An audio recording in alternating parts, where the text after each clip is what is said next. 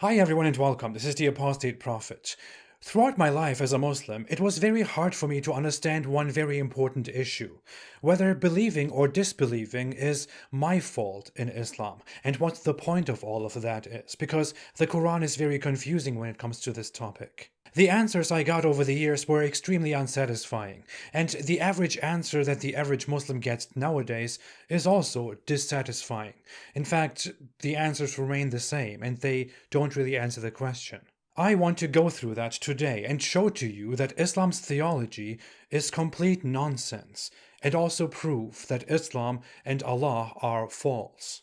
To recap the meaning of life according to Islam, the Quran says in chapter 51 verse 56 that Allah created humans and the mythical Arabian desert creatures called the jinns, only so that they worship Him. It further says in chapter 7 verse 179 that Allah created many humans and jinns for hell. If we leave these funny Arabian ghosts out and only talk about humans, then there are humans created to worship Allah for eternity and humans created for eternal hellfire. Those who believe in Islam will go to heaven and worship Allah forever, and those who don't believe in Islam will go to hell and burn there over and over again for all eternity. Here is a major problem though. In many instances, the Quran repeatedly says that Allah guides whom He wants and misguides whom He wants, and that no one can misguide whom Allah chooses to guide, and no one can guide whom Allah chooses to misguide. That you can do nothing to guide someone whom Allah makes go astray. The Quran even says that if Allah wants to guide someone, He opens His chest to Islam, and that if Allah wants someone to go astray, He closes that person's breast to the truth of Islam so that no one can guide him to the truth. It even says that Allah puts a seal on the unbeliever's heart. These verses make it seem like belief and disbelief, and thereby your ultimate faith in the afterlife, are up to Allah's will and not very much in your hands. But there is more. In Islamic scripture, we learn that Allah created and determined everything that will ever take place. He created a pen that would write the birth, the life, the death, and the events of every human. According to a report, Muhammad explained that when a baby is in the womb of its mother, an angel is assigned that takes orders from Allah and writes down its provision, how long it will live, its deeds, and whether that person will be of the blessed or the wretched, so whether he will believe or disbelieve and go to heaven or hell. So that is already assigned to a human by Allah before the human even comes into existence, and written down by an angel in the womb of the mother when you are a fetus. According to a different hadith, everyone's place in heaven or hell has already been decreed. Clearly, according to Islamic texts, a human's life and afterlife have already been decreed. But the Quran also says that Allah created life and death to test humans. And the Quran repeatedly complains about why people won't just believe.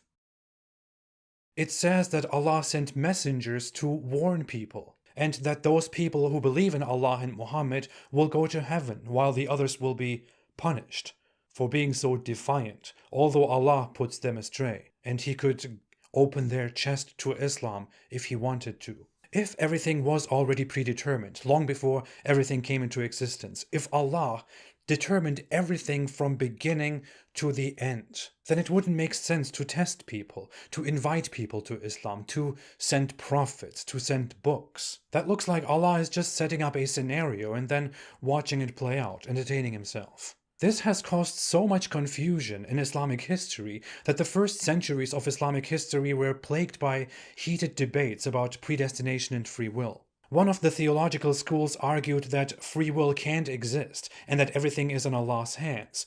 But then the Quran's complaints and our eternal reward and punishment don't make sense.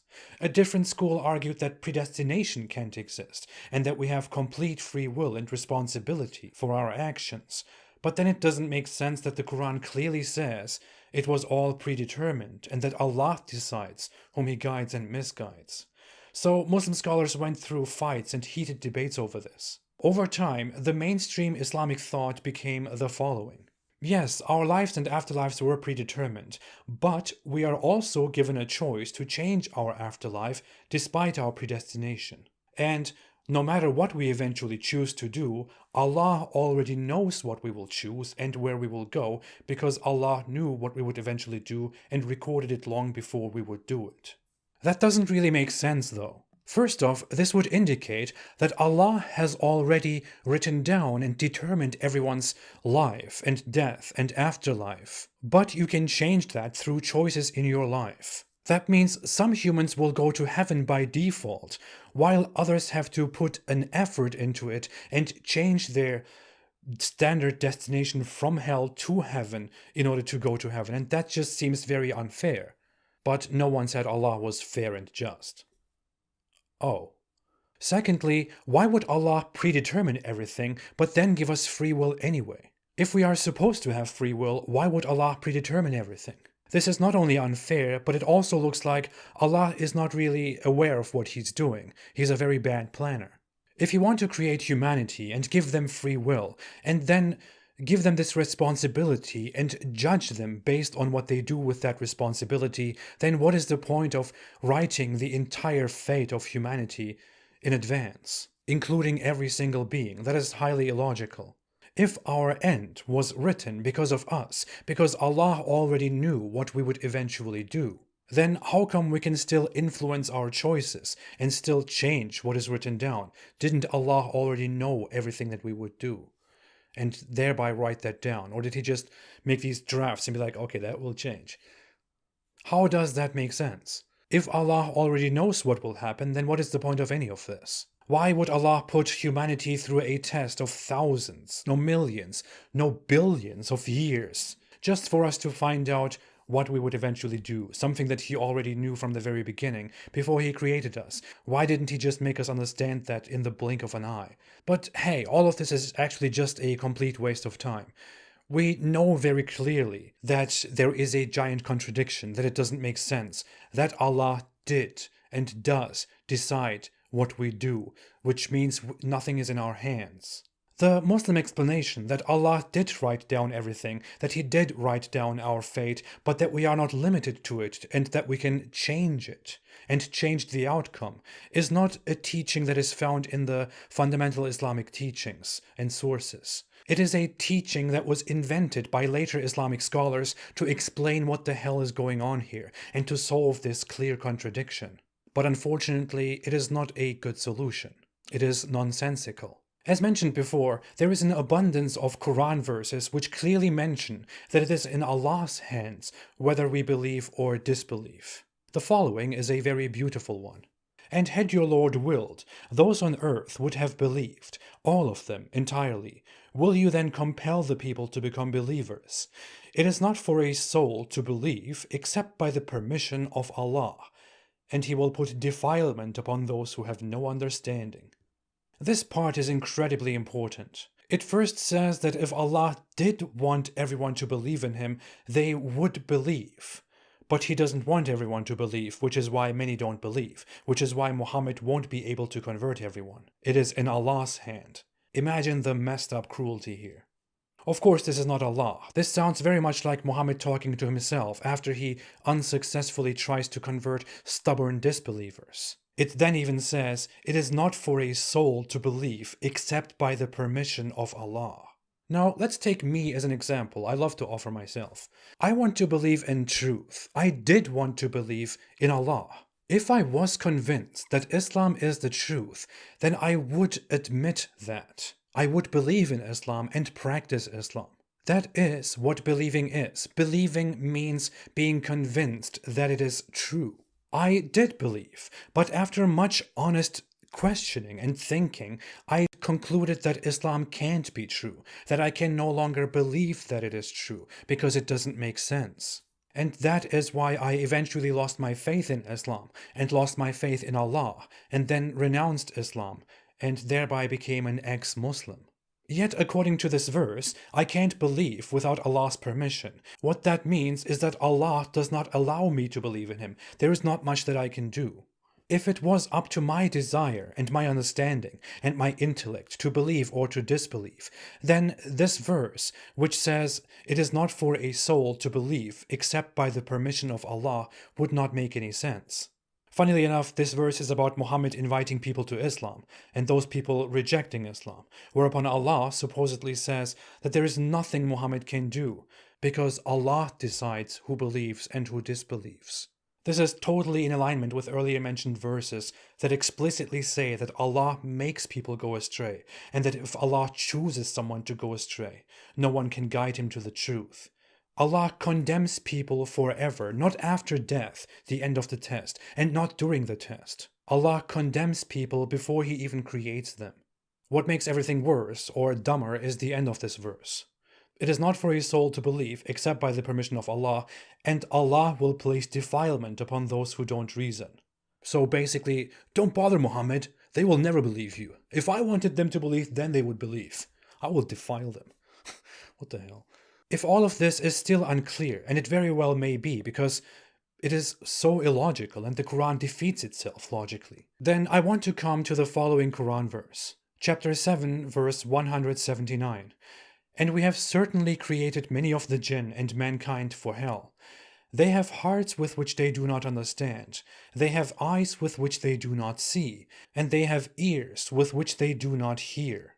Those are like livestock, rather they are more astray. It is they who are the heedless. This verse comes immediately after a verse in which the Quran also says that those whom Allah guides are the winners, and those whom Allah leads astray, causes to go astray, are the losers. So not only does Allah guide people to believe and causes people to go astray from belief, the Quran also clearly describes that this genius Allah created many of us for hell that we are unable to understand, to hear, and to see. We are less than livestock. Thanks Allah. Fantastic. This is like gathering a group of people and holding up your fingers and saying that if they can correctly identify the number of your fingers, they will live. And if they fail to correctly identify the number of your fingers, you will shoot them. But your group includes several people who are blind, and you will shoot them for not being able to correctly see your fingers. Actually, that is an incomplete analogy. The real analogy would be that you created all those people. You create some of them blind, and then you shoot them and eternally torture them because they fail to see your hands. Oh, also, none of those people have ever seen you.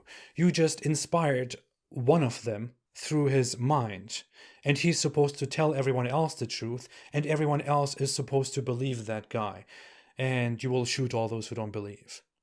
And they will only believe if you want them to believe and if you make them believe. Is not Allah the most just of judges? I know, I still hear some Muslims saying, what that means is that if you have a good heart and if you really want to believe, then Allah will make you believe. But if you are ignorant and you are evil and you choose evil, then Allah will make you go astray and seal your heart so that not even Muhammad himself can make you believe. But no, that doesn't make sense. It has already been refuted. First off, if I desire to believe in Allah and then Allah opens my heart, which clearly doesn't happen, then it is still me who chooses to believe. And if we read the text carefully, it clearly says that no one can believe without the permission of Allah. I have known many people who genuinely wanted to believe, but they ended up not believing because they were unconvinced. Again, I am serious. If today I concluded and intellectually became convinced that Islam is the truth, then I would testify to that. I wouldn't care what anybody says. I didn't choose to not believe. It's not something that you choose. I simply could not believe anymore that Allah is real and that Islam is true. I didn't choose thug life. Okay, stop. I spent a long time questioning in silence before I ever decided to go out and speak out. Yet, according to the Quran, Allah didn't allow me to further believe. He made me go astray, despite the fact that I prayed day and night for Allah to not let me go astray, which is a prayer that the Quran gives us, which repeats the notion that my faith is up to Allah. Yet Allah also complains about why people won't just believe. Secondly, and most importantly, Islamic theology doesn't even teach that if somebody has a good heart, they will go to heaven or they will become believers. It teaches that no matter how much goodness people do, if they don't believe, then they will go to hell, and their deeds will not help them, they will be for nothing. While somebody who is a terrible piece of waste, but who does believe in Allah, will eventually go to heaven. How can you possibly reconcile this with the un-Quranic Muslim excuse and explanation that it is you who decides to have a good or a bad heart, or to believe or disbelieve? All of this sounds like the author of the Quran had a very poor grasp of logic. He was eager to convert people to his new religion, and he kept getting mad at those who just don't believe, who reject him. He played God, and he explained that it is not his fault that these people don't believe. Because if his God wanted them to convert, then they would convert. And they don't convert because Allah has created them for hell. They are stupid idiots who are lower than cattle, and they will burn in hell forever. Losers. What a nice way to intimidate people and to call them when they reject your nice approach. Unfortunately, it just sounds very sick that Allah, the most merciful, would do all that. Aside from the fact that it is completely illogical. If you follow this through from the beginning to the end, it is quite clear. Islamic theology is complete nonsense. It is internally inconsistent, plagued by such embarrassing contradictions. Which makes me think, how is Islam still a major religion in the 21st century when it cannot even answer such basic but crucial questions? Islam is clearly false, disproven, and Allah is Muhammad's invention. Allah was hijacked from Abrahamic religions and put together under extremely poor circumstances in the 7th century by a merchant in Arabia. That is what this giant mess of contradictions brings us to. But hey, what do we do if something makes no sense? We say, I just don't understand it because Allah has placed a seal on my heart. Poor me, I wish he could lift the seal so I could believe again. By the way, the heart doesn't have such a function. But thanks for watching. If you want to unseal my heart, please don't forget to like and to subscribe and to share this video. Most of my videos are not monetized, so you can watch them without those annoying ads. If you want to support me and my work and want to see more videos that show the truth about Islam and analyze it and expose it as it is, then please consider supporting me on Patreon or on apostateprophet.com. I appreciate your support very much. I will be back soon. Have a fantastic day, and please stay away from Islam.